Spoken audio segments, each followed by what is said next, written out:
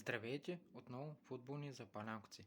Вчерашния фиш и два, тъй като и 5 срещи на мои приятели не излязоха, а моята среща, която я предвидих за Лион, и тя не излезе.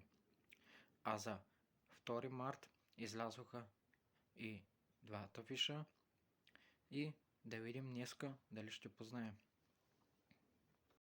Почваме от Испания, Ла Лига 2, между отборите Алкоркон. Според мен този матч ще излезе единица.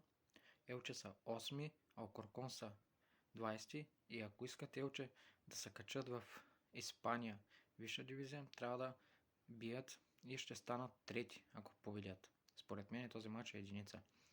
В момента Елче формата им е 3 победи, 1 равен и 1 загуба, а на Алкоркон са 1 победи, 2 равни и 2 загуби. Втория матч за днеска от Италия серия А между отборите на Интер Милано и Дженуа. Според мен този матч ще е единица с хендикап, който е добър коефициент. Според мен Интер ще бие с повече от 1 гол.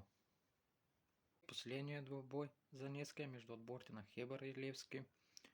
Лев много добра форма и все пак трябва да се връщат за Хебър за купата. Според мен този матч ще излезе двойка.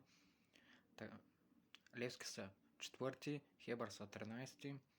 Левски трябва вече да се вдигне, за да влезе в топ 3. И си мисля, че ще победят, но ще видим. Ето го и общия коефициент от третия матча, който е 4,15. Според мен е много добър коефициент и дано да излезе.